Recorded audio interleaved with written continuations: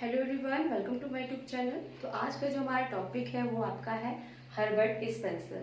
Herbert Spencer आपके जो thinker हैं वो समाजशास्त्र को एक रंग भरने का कार्य करते हैं। जैसा आपकी मैंने लास्ट वीडियो में बताया था कि समाजशास्त्र के जो पिता हैं वो आपके अगस्ट कॉम्ट हैं। उन्होंने समाजशास्त्र की नींव रखी, समाजशास्त्र को एक नाम दिया, उसी को आगे बढ़ाते हुए जो स्पेंसर जी हैं इन्होंने जो कमियां उन्होंने रखी या कहें उन्होंने जो ढांचा तैयार किया उसमें रंग भरने का काम आपके हर्बर्ट स्पेंसर जी ने किया। तो इनका भी जो योगदान समाजशास्त्र में रहा है उसे हम आज इस वीडियो के माध्यम से समझेंगे। तो इसमें जो आपके थिंकर है स्पेंसर जी, इनकी जो भी कॉन्सेप्ट है उनको देखेंगे, प्लस इनकी जो इम्पोर्टेंट बुक्स हैं जो एग्जाम के पॉइंट ऑफ व्यू से भी इम्पोर्टेंट है और काफी पूछी जाती हैं, तो उन्हें भी मैंने यहाँ पे मेंशन कर रखा है। तो सभी कुछ हम इस वीडियो में जानेंगे और वीडियो अच्छी लगे तो लाइक जरूर करिएगा और कोई क्वेरी हो तो कमेंट बॉक्स में मेंशन करिए। ठीक है, तो चलिए स्टार्ट करते हैं वीडियो। तो आज का जो हमारे थिंकर हैं हर्बर्ट स्पेंसर, इनका जो जन्म हुआ था 1820 में हुआ था और डेथ इनकी जो हुई थी 1902 में हुई थी। ठीक है, तो डेथ इनकी 1902 में हुई थी। इसी दौरान आपके, जैसा कि मैंने लास्ट वीडियो में बताया था, आपके अगस्ट कौन थे, उनका जन्म हुआ था 1798 में और डेथ हुई थी 1857 में। तो इस तरीके से जब इनका जन्म हुआ था हर्बर्ट स्पेंसर का, तो ये जो थे उस समय जो आपके थिंकर है अगस्ट कॉम्ट, उन्होंने अपने समाजशास्त्र में जो भी कॉन्सेप्ट थे, जो भी निबंध थे, जो भी विचार थे प्रस्तुत कर रहे थे। ठीक है, इस तरीके से इन्होंने भी अपने कॉन्सेप्ट को देना स्टार्ट किया। और ये जो आपके थिंकर है स्पेंसर जी, ये प्रभावित थे डार्विन से। डार्विन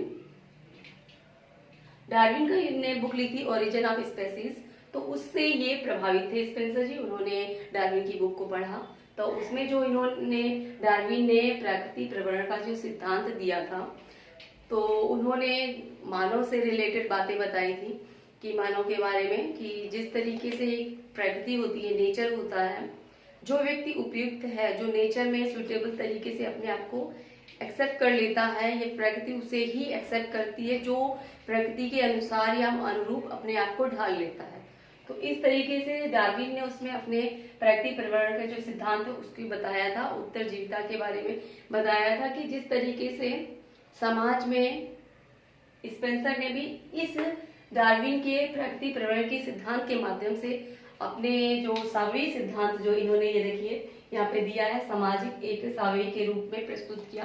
सावयवी का सिद्धांत जो इन्होंने दिया, तो उन्होंने कहा कि जैसे नेचर, डार्विन ने बताया नेचर पे कि जो व्यक्ति या जो भी संसार में जो भी चीजें हैं जो संघर्ष करके अपनी उत्तरजीविता या अपने आप को स्टैब्लिश कर लेती हैं, अपने आप को स्टैंड कर लेती हैं, वही जीवित रहती हैं। प्रकृति से उसे संघर्ष करना होता है, जो प्रकृति से संघर्ष करके जीत जाता है वो इस संसार में रहता है। तो इसी तरीके से स्पेंसर ने इसी को अप्लाई किया समाज में। समाज को भी उसी एस्पेक्ट में देखते हुए इन्होंने बताया जिस तरीके से प्रकृति या नेचर किसी भी बेकार या यूजलेस चीज को जो उससे लड़ नहीं सकती या उससे हार जाती है उसे वो नष्ट कर देती है, उसी तरीके से समाज है। समाज में जो चीजें, जो व्यक्ति हैं, आपस में जो भी जरूरत के संस्था हैं, नीतियां हैं, रिवाज हैं, प्रथाएं हैं, समाज में जो भी कल्चर है, जो अपने आप को स्टैंड रखता है, जो संघर्ष करके जीत जाता है या विजयी होता है, वो अपने आप को जीवित रख पाता है। बाकी जो चीजें हैं वो नेग्लेक्ट होती चली जाती हैं। ये नहीं है जो चीजें पहले थी वो अब भी चल रही हैं। तो हर चीजें बदलती रहती हैं और बदलने के साथ जो उपयुक्त है, जो अपने आप को संघर्ष में अपने आप को जिता लेता है, वही इस समाज में सुटेबल और स्थिर हो पाता है। तो इस तरीके से स्पेंसर ने इसे समाज पे अप्लाई किया था। डार्विन के जो बुक बताई मैंने, उसमें इन्होंने प्रकृति प्रवरण के सिद्धांत के माध्यम से जो चीजें समझी, प्रकृति की नेचर से रिलेट उन्होंने बताया, इन्होंने समाज में उसे अप्लाई किया। ठीक है, तो ये इन दोनों का इतना चेंजेस है। ठीक है, युगतम की उत्तरजीविता के बारे में आपके डार्विन ने भी बताया है और स्पेंसर ने भी बताया। डार्विन ने इसे अप्लाई किया था नेचर से, नेचर के विषय में बताया, तो इसी को स्पेंसर जी ने आपके जो समाज है उससे रिलेट किया। इतना डिफरेंस है। ठीक है, तो चलिए आगे देखते हैं। जैसा कि मैंने यहाँ पे लिख रखा है, काउंटे ने समाजशास्त्र के जिस नक्शे को बनाया स्पेंसर ने उसमें रंग भरे। ठीक है, जैसा कि मैंने अभी बताया था आपको। तो आगे देख लेते हैं समाजशास्त्र में जो स्पेंसर जी हैं इनकी देन क्या है, इन्होंने समाजशास्त्र को आखिर दिया क्या, क्या इनकी उपयोगिता रही है। तो इन्होंने उद्विकास का जो नियम, उद्विकास का नियम बताया। समाज के उद्विकास के नियम में इन्होंने बताया, जो आपके थिंकर हैं, कि जैसे जैसे समाज उद्विकास उसका होता जाता है, समाज में वो चीजें डेवलप होती जाती हैं। ठीक है,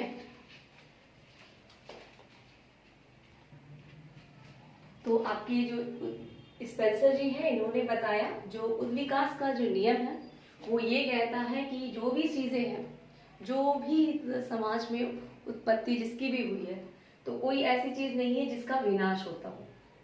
सभी शक्ति जो भी वस्तु है वो शाश्वत है, किसी ना किसी एस्पेक्ट में वो जिंदा रहती है। जो परिवर्तन होता है वो समय के साथ होता है, लेकिन उस चीज में जो वो चीज कभी भी मिटती नहीं है। और पदार्थ जो है कभी नाश नहीं होता, वो हमेशा हर जगह व्याप्त रहता है और प्रत्येक वस्तु में गति पाई जाती है। ये तीन कॉन्सेप्ट मैंने यहाँ पे इसलिए मेंशन किए हैं कि एग्जाम में ये क्वेश्चन जैसे ABC करके आता है कि जो उद्विकास के नियम में अगस्त जो आपके स्पेंसर जी हैं इन्होंने किस विषय पे बात की है, कौन से नियम बताए हैं उद्विकास के नियम के अंदर। तो इन्होंने बताया शक्ति शाश्वत होती है, वो कभी नहीं मिटती, और प्लस जो भी पदार्थ है वो कभी नाशवान नहीं होते, वो किसी ना किसी एस्पेक्ट में जिंदा रहते हैं। और इन्होंने तीसरा बताया था प्रत्येक वस्तु में गति होती है। तो कोई भी वस्तु है, कोई भी चीज है, वो कभी स्थिर नहीं होती, हर वस्तु में गतिशीलता पाई जाती है। तो इस तरीके से उद्विकास में इन्होंने इस नियम के आधार पे 3 कॉन्सेप्ट बताए थे। ठीक है, और इन्होंने कहा था जो भी चीजें हैं संश्लेषण से विश्लेषण की तरफ बनती हैं और जटिल होती चली जाती हैं।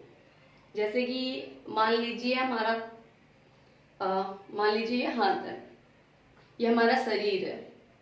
तो पहले जब छोटा होता है, मतलब बॉर्न बेबी होता है, तो वो उसके जो बॉडी पार्ट्स हैं कुछ भी दिखाई नहीं देते।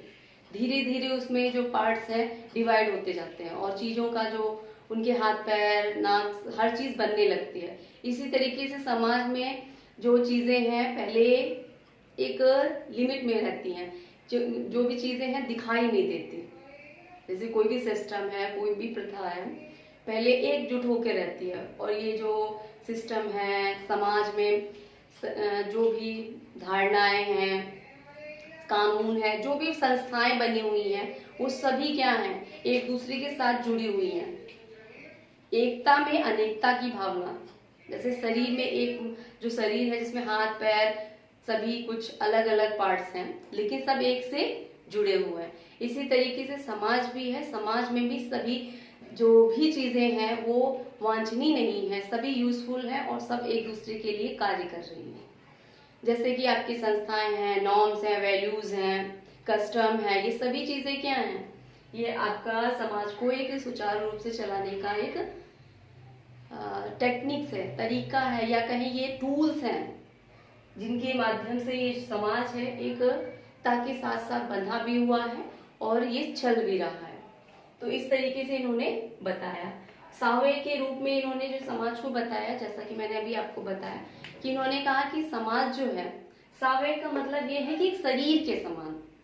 समाज को आपके स्पेंसर जी ने शरीर के समान एग्जाम्पल की देकर उसे सेम उसके एट इज इट बताया कि जो जैसे शरीर काम करता है, जैसे शरीर होता है, उसी तरीके से समाज होता है। इसके जो भी पार्ट होते हैं सब अलग अलग होते हैं, अलग अलग उनके कार्य होते हैं, लेकिन जो भी कार्य हैं वो अपने अपने कार्यों को करते हैं, लेकिन फिर भी एक सूत्र में बंधे रहते हैं। तभी ये जो समाज है बना हुआ है। जिस तरीके से शरीर है जिसमें हाथ पैर मुंह टांग हर चीज का कार्य अपना अपना है और सब अपने अपने कार्य को करते हैं, तो एक जो शरीर है वो सुचारू रूप से चलता है। उसी तरीके से समाज जो है, समाज के भी अलग अलग पार्ट्स हैं, वो अपने अपने कार्य को करते हैं और समाज जो है सुचारू रूप से चलता है। तो इस तरीके से इन्होंने समाज को एक सावयव के रूप में प्रस्तुत किया। सावयव का मतलब होता है शरीर, ठीक है। समाज को एक शरीर के रूप में देखा है स्पेंसर जी ने, ठीक है। आगे देखते हैं सामाजिक नियंत्रण के साधन। इन्होंने कहा समाज जो है अच्छा है, समाज में जो भी पार्ट्स हैं, जो भी संस्थाएं वगैरह हैं, वो सभी कार्य कर रही हैं। साथ ही इन्होंने कहा कि इसमें कार्य को करने के लिए डिसबैलेंस जब हो जाता है समाज, तो इसे नियंत्रण रखने के लिए कभी कोई चीज गलत हुई या सही हुई, समाज में जो भी नॉर्म्स वैल्यू को फॉलो नहीं करता है, तो उसके लिए भी कुछ रूल्स नियम इन्होंने नियंत्रण के, सामाजिक नियंत्रण के 4 साधन बताए हैं। एग्जाम में पीजीटी में आ सकता है क्वेश्चन। तो स्पेंसर ने सामाजिक नियंत्रण के साधन कितने प्रकार के बताए हैं? तो 4 प्रकार के बताए हैं। वो कौन कौन से होते हैं? नाम ये है आपका सरकार है, धर्म है, सामाजिक प्रथाएं हैं, नैतिकता है। तो ये 4 इन्होंने सामाजिक नियंत्रण के साधन बताए हैं। किसने बताया? स्पेंसर जी ने। सरकार, धर्म, सामाजिक प्रथाएं, नैतिकता, ठीक है। तो इस तरीके से इन्होंने बताया है। और इन्होंने समाज को 2 प्रकार के समाज बताए हैं, एक सैनिक समाज और औद्योगिक समाज। सैनिक समाज को आप सरल समाज भी कह सकते हैं, क्योंकि सैनिक समाज वो समाज है जो पहले था, जब हमारे जो हिस्ट्री में है आदिकाल, तो आदिकाल से जैसे जैसे धीरे धीरे प्रोग्रेस होता गया, उसमें ही इन्होंने सरल समाज को जटिल समाज की तरफ बढ़ाते हुए ये सरल समाज, मिश्रित समाज, दोहरे मिश्रित समाज को और तिहरे मिश्रित समाज को आगे बढ़ाते हुए इन्होंने औद्योगिक समाज के बारे में बताया। तो वैसे मेनली इन्होंने 2 प्रकार के समाज बताए हैं। सैनिक समाज के अंतर्गत इन्होंने कहा कि किस तरीके से एक प्रोसेस होता है, पहले सरल समाज बनता है, पहले सिंपल होता है, फिर धीरे धीरे उसमें मिश्रण आता जाता है, मिश्रित समाज बनता है, दोहरे मिश्रित और तिहरे मिश्रित। तो ये सरल समाज से जटिल समाज की ओर बढ़ते हुए उन्होंने 4 प्रकार के समाज बताए थे। जैसे यहाँ पे मैंने बताया सरल समाज, मिश्रित समाज, दोहरे मिश्रित, तिहरे मिश्रित, ठीक है। और इस प्रकार से इन्होंने ये 2 समाज जो बताए हैं, एक है सैनिक समाज, औद्योगिक समाज। सैनिक समाज जो पहले का आदिवासी जो सिस्टम वगैरह करते थे, उसमें नॉर्म्स वगैरह कुछ भी चीजें, एक समूह होता था, सिंपल जीवन था, कोई भी चीजें उनमें कोई प्रॉब्लम नहीं क्रिएट करती थी। एक व्यक्ति था जिसको सभी को बातें माननी होती थी और अपना खाना पीना नॉर्मल, कोई और चीजें उसमें कानून रीति रिवाज बस थे, कानून जैसी कोई प्रथा नहीं थी। तो उस सरल समाज उसे आपके जो स्पेंसर है उसे कहते हैं। औद्योगिक समाज जो आपका है, इन जो कल्चर अब चल रहा है, औद्योगिक समाज को इन्होंने कहा कि ये जटिल भी है और कॉम्प्लिकेटेड भी, तो इसमें इन्होंने औद्योगिक समाज को रखा है, ठीक है। आगे हम इनकी बुक्स वगैरह भी देख लेते हैं जो इम्पोर्टेंट है एग्जाम के पॉइंट ऑफ व्यू से। तो सोशल स्टैटिक जो बुक है इन्होंने 1850 में लिखी थी, ठीक है। और फर्स्ट प्रिंसिपल इन्होंने 1863 में लिखी है। थर्ड बुक है प्रिंसिपल ऑफ सोशियोलॉजी, ये लिखी है 1873 में। आगे है डिस्क्रिप्टिव सोशियोलॉजी 1819 में लिखी है। प्रिंसिपल ऑफ बायोलॉजी 1893 में लिखी है। नेक्स्ट बुक इनकी है प्रिंसिपल ऑफ सोशियोलॉजी, ये बुक इन्होंने 1870 से स्टार्ट की थी, 72 तक कंप्लीट की है। 7 नंबर बुक है इनकी स्पेंसर जी की principle of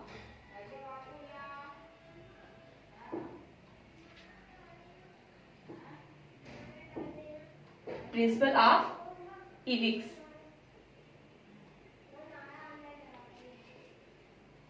principal of ethics नहीं है, तो प्रिंसिपल ऑफ इथिक्स ये बुक इन्होंने लिखी है।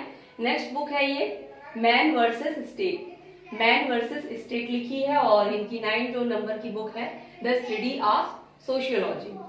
तो इस तरीके से इन्होंने बुक्स वगैरह लिखी हैं। एग्जाम में बुक्स भी काफी पूछ ली जाती है, तो आपको बुक्स भी मेंशन रखनी है और याद रखनी है, ठीक है। और इन्होंने एक कॉन्सेप्ट दिया था, इन्होंने बताया था सरकार वही सर्वोत्तम होती है जो सबसे कम शासन करती है। इन्होंने कहा जिस तरीके से शरीर है, शरीर को जैसे कि मैंने बताया समाज के बारे में, उन्होंने समाज को एक शरीर के रूप में देखा है। तो बताया जैसे शरीर है, सभी कार्य, शरीर करता, हाथ पैर सभी अपने अपने हिसाब से अपने अपने कार्य को, उनका वर्क डिवाइड है तो अपने अपने कार्य को करते हैं, और जो शरीर है वो किसी में ज्यादा हस्तक्षेप नहीं करता। उसी तरीके से व्यक्ति को भी और सरकार को भी, जो सरकार है सरकार को भी यही करना चाहिए कि जो समाज है, सिस्टम है, उसको कम से कम उस पर शासित करे, उसमें कम से कम रूल बनाए, जो भी सिस्टम है उनको अपने हिसाब से चलने दो और वो उसी हिसाब से चलती रहेगी, अपने आप वो सुटेबल रहेगी। जो उपयुक्त है, जैसा कि इन्होंने बताया, जो उपयुक्त है वो ही समाज में रह सकता है, जो अनुपयुक्त है, जो अपने आप को नहीं स्टैब्लिश कर सकता, वो अपने आप ही नष्ट हो जाता है। तो इस तरीके से ये जो आपके थिंकर हैं स्पेंसर जी, ये आज इस वीडियो में समाप्त करते हैं वीडियो को। तो आई होप आपके लिए जो मैंने बताया